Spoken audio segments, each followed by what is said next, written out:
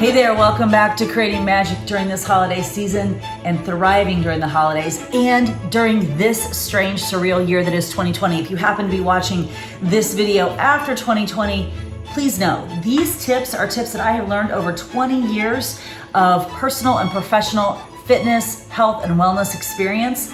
They apply during the holidays. They apply anytime life throws a challenge at us. The holidays is one of those times. And today we are talking about nutrition through the holidays. So here's what I've seen a lot through 20 years, personally and professionally, being in this fitness space, in group exercise, as a master trainer, as an online fitness coach, this whole strange idea of that I also subscribe to. So just know that when I share something with you, it's literally from personal experience and then from learning more. And once we know better, we have to do better. But I also think there's another piece of that. Once we know better and we do better, we have to share what we know so that others can do better as well. And I used to subscribe to that. Well, I'm going to work out extra hard and then I'm just going to eat kind of whatever I want. Well, that's not the way it works, friends. That's just not the way it works, because when we eat the stuff that really isn't a treat, because when you think about it, think about some of the stuff that we eat during the holidays that we say, well, I'm just going to have a treat. Think about what's in it and think about how heinous it is for our bodies and how heinous it makes us feel and function. Is that really a treat? Not really when you think about it. But I used to feel that way too. Like, I'm going to work out extra. I'm going to do all this stuff so that I can eat these treats that then made me feel like crap and really didn't matter how hard I worked out, because then it also made my workout bad, And that's the trap that so many of us fall into in the holiday season. And then we also fall into the trap of, well, whatever, I'm just going to wait till January 1st. As if something miraculous happens on January 1st that couldn't happen any other day. Now, let's not get it twisted. I am not saying that throughout the holiday season we should not allow ourselves some special holiday food, because that is part of what makes the holidays such a special time of year. That's where this idea of a food bank account, a nutrition bank account, comes into play. I read about this, learned about this concept. I can't even tell you where, but I know it was years and years and years and years ago, and I have been employing it ever since, and it has helped me not be perfect. No one's going to be that. No one needs to be that. But it has helped me really make better decisions about my nutrition through the holidays. It's helped me thrive during the holidays and not just survive, because I lived that too. I lived from Halloween to January 1st just trying to survive. I really did. I felt an exorbitant amount of stress.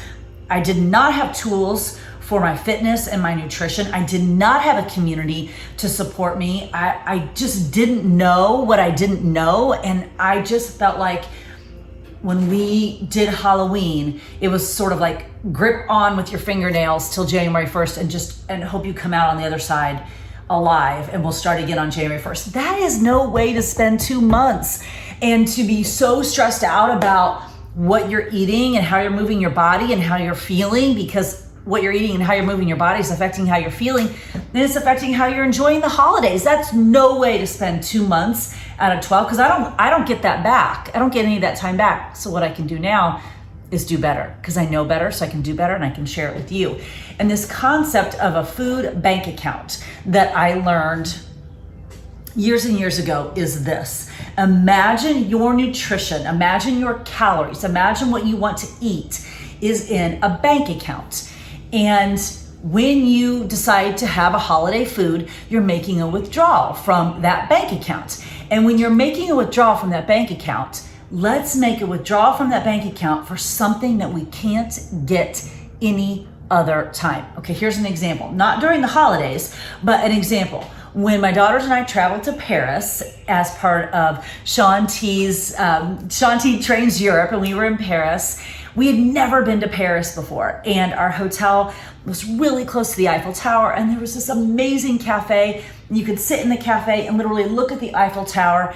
And if you think for 1 second we did not have baguettes and beignets and French dessert in that cafe in Paris looking at the Eiffel Tower, you're crazy, because of course we did. That was an absolutely worthwhile, to me, because it's personal to each person, to me, withdrawal from my bank account. Because that's an experience I won't ever have again, quite like that, right? I absolutely was gonna sit in that cafe and eat that baguette and look at the Eiffel Tower with my daughters in Paris. I mean, it was amazing. It was everything I thought it would be. And that baguette was an absolutely, to me, worthwhile withdrawal of my bank account. I can't replicate that at home. So in terms of holiday, where am I going to withdraw from my food bank account? My husband's Aunt Suze, makes this chocolate eclair cake. She only makes it at Christmas, and frankly, only she has the recipe. I don't know how to make it. I don't want to know how to make it. No one else makes it. Only Aunt Suze makes it. She makes it only at Christmas time. I get it one time a year. So out of all the food that I might be able to have at Christmas, I am going to make a little withdrawal from my bank account, and I'm going to choose Aunt Suze's chocolate eclair cake because I can get it one time a year. I know Aunt Suze makes it with love. It is a special part of the holiday season, and it is a worthwhile withdrawal to me. Now, conversely, the cheese and crackers and the other kind of junk stuff that might be put out on the regular, just like hors d'oeuvres-y kind of stuff, the stuff I could get any other day of the year, that is not a worthwhile withdrawal for me. I can get cheese and crackers, although I don't eat cheese anymore, but I could get vegan cheese and crackers, and I could get, whatever, all the little hors d'oeuvres, I could get all that any other time of the year. I could go to Whole Foods and get that today. But I can't get Aunt Suze's chocolate eclair cake today. So when I'm gonna spend my holiday calories, or I'm going to withdraw and spend that money, I'm gonna make sure that I'm spending it on something that really matters, that adds to the entire experience of the holidays. And for me, it's Aunt Suze's chocolate eclair cake. For you, it might be something else. For you, it might be your grandma's pumpkin pie on Thanksgiving. For you, maybe it's a certain treat that you make with your children, or you make with your parents, or that it was handed down through your family. Maybe it's, I know a lot of families do like Italian on Christmas, which I think is so interesting. And maybe it's hand making pasta and making the pasta sauce, and it's a recipe that you've had in your family for years. That is a worthwhile way to spend your calories. The cheese, the crackers, the handful of Christmas candy, the little nut bread here, the little this here, the little this here. If you think about it, you could get that any time of year. It's not a great way to spend those holiday calories, right? Keep those in your bank. Withdraw them for the stuff that you can only get one time a year. Because I promise when you do so, oh my goodness, you enjoy that withdrawals. Like, I will eat that piece of chocolate eclair cake, zero guilt, zero bad feelings about it, I will sit and eat it. Aunt Suze will watch me eat it. She will see that I love it. I love it. The whole family loves it. Christmas time, and then it's done. I don't have it I don't have it December 26th. I'm not gonna make it here. I can't go to Whole Foods and buy it. It is part of the holiday experience. The cheese and crackers, the other stuff, shoot, I can do that on any old random Wednesday that I want to do that. But that eclair cake, that's special. And that's where I'm going to spend my calories. So as you navigate your way through the holidays, and although in 2020, if you're watching this in 2020, it might be a little different. Maybe there are fewer parties or fewer opportunities for you to kind of mindlessly eat your way through the holidays, because that's what happens. We sort of mindlessly eat our way through the next couple months, which then makes us feel like crap come January and wonder how we got there. And it's so not worth it to feel like crap waking up on January 1st and feeling like you've got all this ground to make up, when you can actually thrive during the holidays and you can spend your calories on the stuff that really adds to your holiday experience. Let it add to whatever holiday you are celebrating.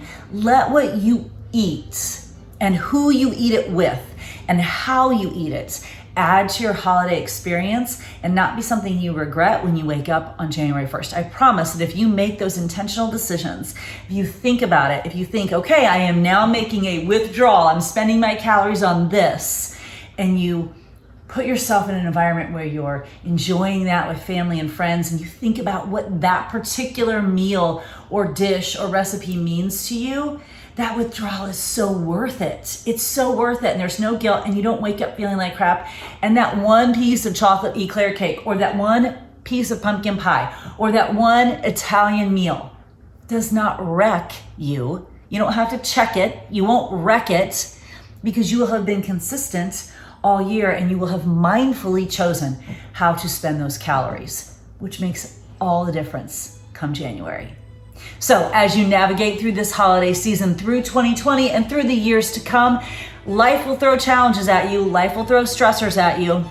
And when you find yourself mindlessly just picking out the stuff, stop, ask yourself, is this what I want to withdraw my calories from? Is this where I want to spend my calories?